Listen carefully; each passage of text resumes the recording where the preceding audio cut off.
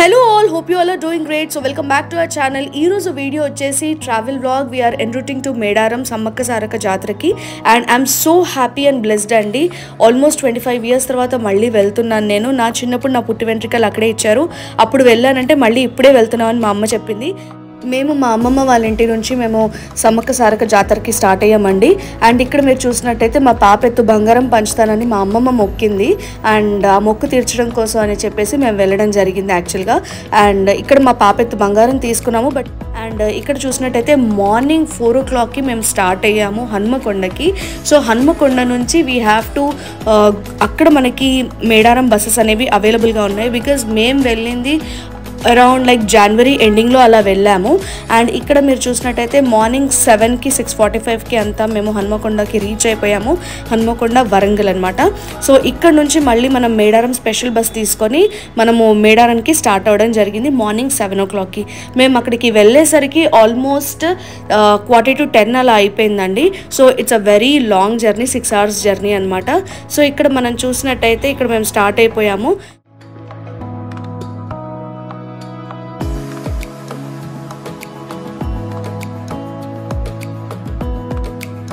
మేడారం జాతర అనేది 2 yearsకి ఒకసారి వస్తుందండి.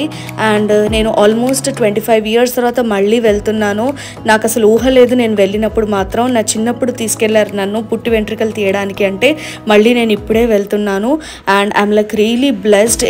మేము వెళ్ళే టైంలో అంత క్రౌడ్ అయితే లేదండి. అండ్ ఇప్పుడు మనకి ఉత్సవాలు స్టార్ట్ అయిపోయాయి కాబట్టి డెఫినెట్గా చాలా క్రౌడ్ ఉంటుంది. అండ్ చాలా బాగా అనిపించింది యాక్చువల్గా. వెరీ పీస్ఫుల్ అనమాట. ఏ దేవాలయం వెళ్ళినా మనకి మైండ్ అనేది చాలా పీస్గా ఉంటుంది. ఇప్పుడు మనం వచ్చేసాము గట్టమ్మ తల్లి దేవాలయానికి. మేడారం వెళ్ళే మధ్యలో మనకి గట్టమ్మ తల్లి దేవాలయం ఉంటుంది.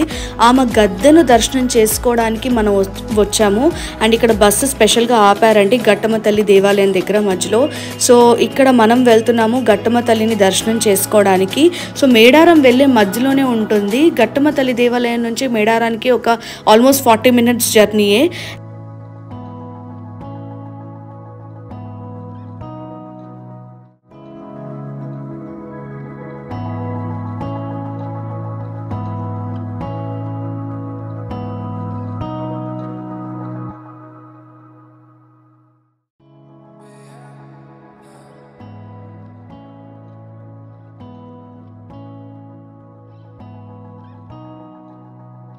మళ్ళీ దర్శనం చేసుకొని చల్లగా రావడానికి గట్టమ్మ తల్లి ఆశీర్వాదం తీసుకుంటున్నామండి. ఇక్కడ మీరు కూడా దర్శనం చేసుకోవచ్చు గట్టమ్మ తల్లి ప్రతిమ. అండ్ యాక్చువల్గా చెప్పాలి అంటే దేవతలందరూ కూడా గద్ద రూపంలో వాళ్ళు ప్రసిద్ధి కాంచారు ఇక్కడ. అండ్ ఇక్కడ మనం చూసినట్టయితే ఇదే గట్టమ్మ తల్లి గద్దె అనమాట. అమ్మ చాలా సత్యవంతం అండి. మనం ఏది కోరుకున్నా ఖచ్చితంగా జరుగుతుంది. అండ్ మళ్ళీ మనము మంచిగా దర్శనం చేసుకొని రావాలి అని చెప్పేసి దండం పెట్టుకున్నాను. అండ్ ఎస్, ఇప్పుడు మనం వచ్చేసి మళ్ళీ స్టార్ట్ అయిపోయాము మేడారానికి. ఇక్కడ మనం చూసినట్టయితే కంప్లీట్గా ఫారెస్ట్ అండి మేడారం అంతా కూడా. అండ్ ఇప్పుడు చాలా బెటర్ అయింది అని అంటున్నారు. ఇంతకుముందు ఇంకా అసలు కంప్లీట్గా రోడ్డు కూడా సరిగ్గా ఉండేది కాదు అని చెప్తున్నారు. అండ్ ఇక్కడ మనం చూసినట్టయితే యానిమల్స్ ఉన్నాయి. Beware of this animal, beware of that animal అని చెప్పి బోర్డు కూడా పెట్టడం జరిగిందండి. యానిమల్స్ కూడా ఉంటాయంట. అండ్ ఎస్, మనం ఇప్పుడు ఫైనల్గా రీచ్ అయిపోయాము మేడారం బస్ స్టాప్కి. అండ్ ఇంతకుముందు బస్ స్టాప్ కూడా ఉండేది కాదు. ఇప్పుడు బస్ స్టాప్ అనేది మనకి వచ్చింది. అండ్ మేము రీచ్ అయిపోయాము ఫైనల్గా మేడారంకి. టైం వచ్చేసి అరౌండ్ 10 o'clock అలా అవుతుందండి. ఆల్మోస్ట్ ఒక 3.5 hours జర్నీ తర్వాత మనం ఫైనలీ రీచ్ అయిపోయాము మేడారానికి. I'm so happy and like excited to. First మనం వెళ్ళాలి జంపన వాగు దగ్గరికి. సో అక్కడ వెళ్ళడానికి మనకి బస్ స్టాప్ పక్కనే ఆటోస్ అనేవి అవైలబుల్గా ఉన్నాయండి. ప్రపంచంలోనే అతిపెద్ద గిరిజన జాతరగా మేడారానికి గుర్తింపు ఉందండి. వనదేవతలను దర్శించుకోవడానికి చాలామంది వస్తుంటారు, లక్షల సంఖ్యలో వస్తుంటారు. అయితే ముందుగా ఏంటంటే జంపన్న వాగులో స్నానాలు చేసి ఆ తర్వాత గద్దెల దగ్గరికి దర్శనం చేసుకోవడానికి వెళ్తుంటారు. సో ఇది ఇప్పుడు మాట కాదండి, ఆల్మోస్ట్ 12th century అనమాట. 12th centuryలో మేడారం ప్రాంతాన్ని కాకతీయులు పరిపాలించే వాళ్ళనమాట.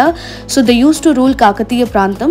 అండ్ ఇక్కడ పగిడిద్ద రాజు వచ్చేసి ఏంటంటే కాకతీయుల కింద పనిచేసేవారు. ఇక్కడ పగిడిద్ద రాజు ఎవరంటే స్వయాన సమ్మక్క భర్త అనమాట. సో సమ్మక్కకు పగిడిద్ద రాజుకి పుట్టినటువంటి సంతానమే జంపన్న. సో ఒకరోజు కాకతీయులు పగిడిద్ద రాజుని ఎక్కువ పన్ను కట్టాలి అని ఒత్తిడి తెచ్చారనమాట. అయితే ప్రజల సమస్యలో ఉన్నారు. ఇప్పుడు పన్నులు అనేవి ఎక్కువగా కట్టలేమని చెప్పేసి పగిడిద్దరాజు కాకతీయులకి అగెయిన్స్ట్గా వాయిస్ రేస్ చేశారు. అది సహించలేని కాకతీయులు వీళ్ళపైకి యుద్ధానికి వచ్చారనమాట. పగిడిద్దరాజు, గోవిందరాజు, నాగులమ్మ వీళ్ళందరిపైకి యుద్ధానికి వచ్చారు. సో సమ్మక్క సారక్క వీళ్ళందరూ కూడా యుద్ధంలో పార్టిసిపేట్ చేశారండి. అండ్ ఇక్కడ అందరూ చనిపోయారు. పగిడిద్దరాజు, గోవిందరాజు, నాగులమ్మ అందరూ చనిపోగా జంపన్న మాత్రం గాయాలతో ఉన్నారు. అంటే అతనికి ఆల్రెడీ చాలా గాయాలయ్యాయి. తను ఓటమిని ఒప్పుకోలేక శత్రువుల చేతిలో చనిపోవడం ఇష్టం లేక వెళ్ళి అయినా జంపన్న వాగులో ఆత్మహత్య చేసుకుంటారనమాట. అంతకుముందు సంపెంగ వాగు అని పిలిచేవారనమాట ఈ జంపన్న వాగుని. ఆయన ఆత్మహత్య చేసుకున్న తర్వాత అది జంపన్న వాగుగా పేరు మారింది. సో మరోవైపు ఏంటంటే సమ్మక్క సారక్క వెనకాల కత్తులు దిగిన వాళ్ళు ఎంత గాయాలతో ఉన్నా కూడా నడుచుకుంటూ చిలకల గుట్ట వైపు వెళ్ళి అదృశ్యమైపోయారు. సో అక్కడ కోయదొరలకు పుట్ట వైపున ఒక కుంకుమ భరిణ కనిపిస్తుంది. సో అప్పటి నుంచి ఈ జాతర అనేది మొదలైంది.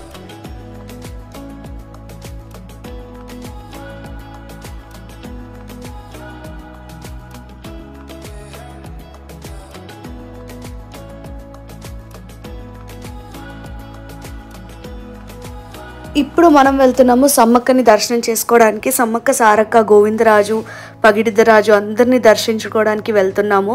యాక్చువల్గా నేను ముందు చెప్పినట్టుగా మా పాప ఎత్తు బంగారం అంటే మా పాప వెయిట్ బంగారం అనేది మనము ఆల్రెడీ ఇంటి దగ్గర తీసుకున్నామండి. అండ్ ఇక్కడ మాత్రం చిన్న చిన్న ముద్దలను మేము క్యారీ చేస్తున్నాము. ఆ అమ్మ అనుగ్రహం వల్ల మాకు దర్శనం అయితే చాలా బాగా జరిగిందండి. 2 సార్లు 3 సార్లు కూడా దర్శనం చేసుకున్నాను నేనైతే. అండ్ ఎస్, చాలా మంది కూడా మొక్కులు చెల్లించుకోవడానికి ఇక్కడికి వస్తుంటారు. అమ్మకి బంగారం అంటే చాలా ఇష్టము. బంగారం అంటే బెల్లం అనమాట. సో అది పంచుతామని మొక్కుకుంటే మాత్రం అనుకున్న కోరికలన్నీ జరుగుతాయండి. మీరు ఏమనుకున్నా ఆమె తప్పకుండా తీరుస్తుంది. చాలా సత్యవంతమైన దేవత. సమ్మక్క గద్దె రూపంలోనే ప్రసిద్ధి కాంచారండి. అండ్ మనకి స్పెషల్గా ప్రతిమ అంటూ ఏమీ ఉండదు సమ్మక్కది. ఇప్పుడు వచ్చే ఫొటోస్ అన్నీ కూడా మన కోయదొరలు వాళ్ళు క్రియేట్ చేసినవే, వాళ్ళ వంశస్థులు క్రియేట్ చేసినవే. అండ్ ఆమె మాత్రం గద్దె రూపంలో ప్రసిద్ధి కాంచారు. ఆవిడ 2 సంవత్సరాలకు ఒకసారి ఆమె పౌర్ణమి నాడు ఖచ్చితంగా వస్తారండి. పర్టికులర్ డేట్ ఉంటుంది. ఈ ఇయర్ మాత్రం 21 నుంచి 26 దాకా మనకి జాతర డేట్స్ ఇచ్చారు. అండ్ ఆవిడ ఆ డేట్స్లో పౌర్ణమి రోజు ఖచ్చితంగా వస్తుందండి. ఎక్కడెక్కడి నుంచో లక్షల సంఖ్యలో అమ్మని దర్శించుకోవడానికి జనాలు వస్తూ ఉంటారండి. అండ్ ఇప్పుడు మేము వెళ్ళిన టైం జాతర టైం కాదు కాబట్టి సో మేము జనవరి ఎండింగ్లో అలా వెళ్ళాము. సో జాతర టైం కాదు కాబట్టి అంత క్రౌడ్ లేదు. బట్ నార్మల్గా అయితే లోపలికి ఎంట్రీ కూడా ఉండదండి, బయట నుంచి దర్శనం చేసుకోవాలి. అమ్మ వచ్చే పౌర్ణమి రోజు మాత్రం వాళ్ళ వంశానికి సంబంధించినటువంటి పూజారులు ఒక రెడ్ కలర్ క్లాత్తో ఫేస్ అంతా కవర్ చేసేసుకొని మాస్క్ లాగా పెట్టేసుకుంటారండి. మొత్తం కవర్ చేసేసుకొని వాళ్ళకి సంబంధించినటువంటి ఫ్లాగ్, ఆ ఫ్లాగ్ కూడా మొత్తం కోయ భాషలో ఉంటుందండి. మనకు అర్థం కాదు, వాళ్ళకే తెలుస్తుంది. అండ్ అమ్మ స్వరూపంగా భావించే ఆ కుంకుమ భరిణని పట్టుకొని ఆ పూజారి గారు చిలకలగట్టు నుంచి ఇక్కడ సమ్మక్క దగ్గరికి వస్తారండి. కాలి నడకన వస్తారు, నడుచుకుంటూ వస్తారు. అండ్ ఆ టైంలో మన పోలీస్ గన్ కూడా 3 times ఫైర్ చేస్తారండి గాల్లో. అండ్ ఎక్కడెక్కడ నుంచో చాలా పెద్ద పెద్ద వాళ్ళు ఆ దర్శనం కోసము చాలా దూరం నుంచి వస్తారండి. ఎంతో అదృష్టంగా భావిస్తారు దర్శనం చేసుకొని. అండ్ ఇక్కడ మనం వచ్చేసాము సారక్క గద్దె దగ్గరికి. ఫస్ట్ సమ్మక్కను దర్శించుకున్నామండి, సమ్మక్క గద్దెను దర్శించుకున్నాము. ఇప్పుడు సారక్క గద్దె దగ్గరికి వచ్చేసాము. క్రౌడ్ అయితే మనం చూస్తున్నాము, కొంచెం బాగానే ఉంది. అండ్ సమ్మక్క సారక్క వచ్చేసి ఇద్దరు తల్లి కూతుర్లు అనమాట. సమ్మక్క సంతానమే సారక్క. సమ్మక్క సారక్క దర్శనం అయితే చాలా బాగా జరిగిందండి. అమ్మలిద్దరికి బంగారము బట్టలు పెట్టేశాము. మా పాపతో కూడా గద్దెను ముట్టించానండి. జంపన్న, నాగులమ్మ, సారక్క వీళ్ళ ముగ్గురే పగిడిద్దరాజు సమ్మక్కల సంతానము. చాలా బాగా అనిపించింది. అండ్ ఐఎమ్ ట్రూలీ బ్లెస్డ్ అండి, కంప్లీట్లీ బ్లెస్డ్.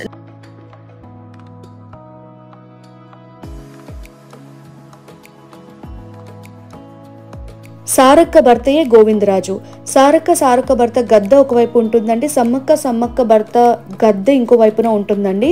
ఇక్కడ మనం చూసినట్టయితే ఇదే గోవిందరాజుల గారి గద్దె. ఆయనకి బట్టలు పెట్టేసి కొబ్బరికాయ కొట్టేశాము. అండ్ ఇప్పుడు మనం చూసినట్టయితే ఇక్కడ సమ్మక్క లెఫ్ట్ సైడ్లో ఉన్నారు. అండ్ అక్కడ పక్కనే మనకి పగిడిద్దరాజుల గారి గద్దె ఉంటుంది. అలా పక్కనే ఉంటాయండి. సో ఇప్పుడు మనం వెళ్తున్నాము పగిడిద్దరాజుల గద్దెను దర్శించుకోవడానికి.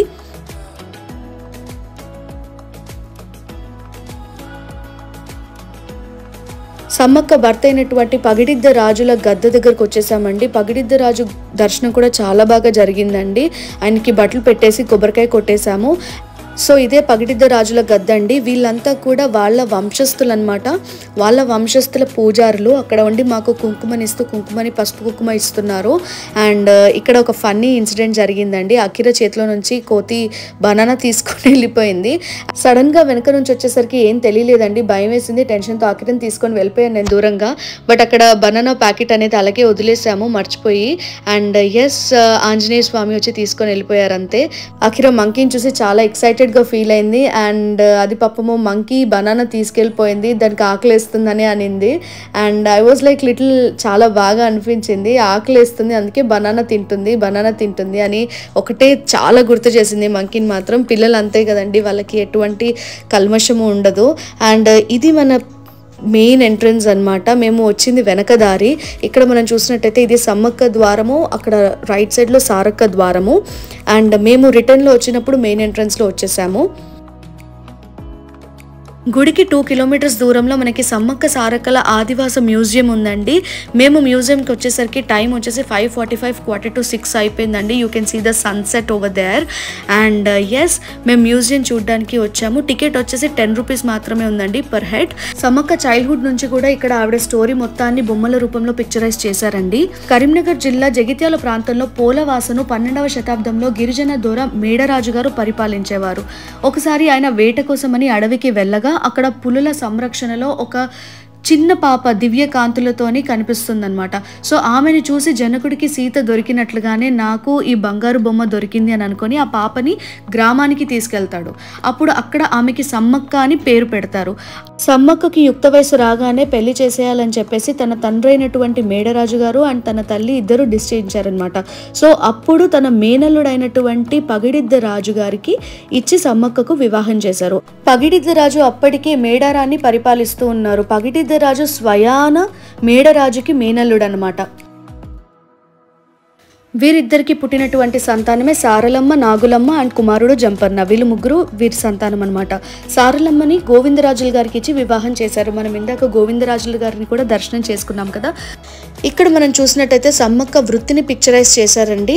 సమ్మక్క వృత్తిపరంగా ఒక ఆయుర్వేదిక్ డాక్టర్ లాగా అందరికీ ప్రాంతంలో అందరికీ ఆవిడ సహాయపడుతూ ఉండేవారు. ఆవిడ మెయిన్గా పాము కాటుకి చాలా మంచి మందును ఇచ్చి నివారించేవారంట. సో ఇక్కడ మనకి అదే పిక్చర్ అనేది చూపిస్తున్నారు. ఇక్కడ మనం చూసే పిక్చరైజేషన్ అమ్మవారి తల్లి యుద్ధానికి వెళ్లే ముందు అండ్ ఇక్కడ యుద్ధం జరిగిపోయిన తర్వాత ఆవిడ గద్దెగా ప్రసిద్ధిగాంచారు సమ్మక్క అండ్ సారక్క. అండ్ ఆవిడ స్వరూపాన్ని కుంకుమ భరిణ రూపంలో వదిలేసి వెళ్ళిపోయిన సన్నివేశాన్ని మనం చూస్తున్నాము.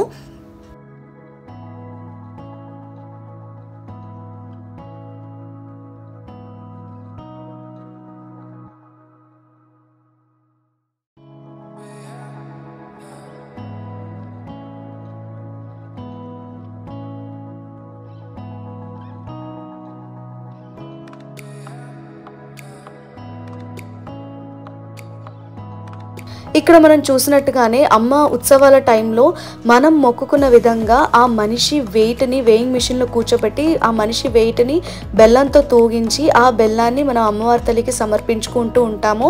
అండ్ ఇక్కడ మనం చూసినట్టయితే ఇక్కడ రెడ్ కలర్ ఫ్లాగే మనకి కోయదొర పూజారి గారు ఉత్సవం టైంలో తీసుకొస్తారనమాట. అండ్ ఇక్కడ మనం చూసినట్టయితే అమ్మ ఉన్న ప్లేసెస్, అమ్మ సిచ్యువేషన్స్ అన్నీ కూడా మనకి మంచిగా పిక్చరైజ్ చేశారండి.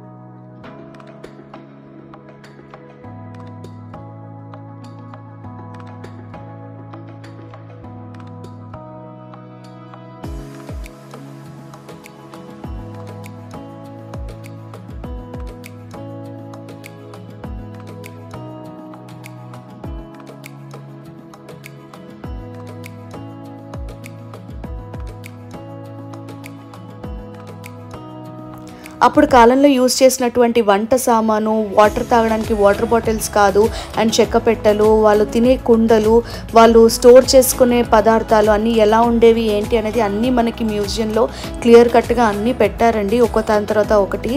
వాళ్ళు యూజ్ చేసినటువంటి జ్యువెలరీ అండ్ వాళ్ళు ఏది ఎక్కువగా ఇంటికి యూజ్ చేసేవారు అనేది అన్నీ కూడా పెట్టారు. అండ్ ఇక్కడ మనం చూసినట్టయితే this is an complete over view of the museum అనమాట. బయటికి వెళ్ళడానికి దారి, అండ్ మనకి ఎదురుగుండానే మ్యూజియంకి ఎదురుగుండానే చిలకలగుట్ట ఉంటుంది. మేము చిలకలగుట్టకి వెళ్ళలేకపోయామండి. నెక్స్ట్ టైం అనుగ్రహం ఉంటే తప్పకుండా వెళ్తాము. అండ్ పునర్దర్శనం ప్రాప్తిరస్తు. మనసుకి చాలా ప్రశాంతంగా అనిపించింది. అండ్ మళ్ళీ ఇప్పుడు మనం మేడారం నుంచి we're back to Hanumakonda, and Hanumakonda నుంచి మా అమ్మమ్మ వాళ్ళ ఇంటికి అనమాట. మేము బయలుదేరేసరికి టైం వచ్చేసి 6:40 అలా అవుతుందండి. అండ్ ఇక్కడ చాలామంది కూడా ఫ్యామిలీస్తో వచ్చి మొక్కు చెల్లించుకుంటూ ఉంటారండి. అండ్ కంప్లీట్గా చూడొచ్చు మీరు, ఫారెస్ట్ ఏరియా లాగానే ఉంటుంది. చీకటి అయిందంటే ఇప్పుడు చాలా బెటర్ యాక్చువల్గా. ఇంతకుముందు చాలా పరిస్థితి చాలా అసలు ఇంకే ఫెసిలిటీ ఉండేది కాదు అని చెప్తున్నారు మా పిన్ని వాళ్ళు. అండ్ ఇక్కడ చూసినట్టయితే ఫ్యామిలీస్తో వచ్చి టెంట్ వేసుకొని ఒక 2 to 3 days అలా ఉండి వాళ్ళు మొక్కు చెల్లించుకొని వెళ్తారండి. మీరందరూ కూడా నాతో పాటు అమ్మని బాగా దర్శించుకున్నారని అనుకుంటున్నాను. నేను ఇక్కడితో వ్లాగ్ ఎండ్ చేసేస్తున్నానండి. So yes, this is all about Medaram 2024. If you like my videos, don't forget to like, share, comment and subscribe to my channel. See you all in the next video. Until then, take care. Bye.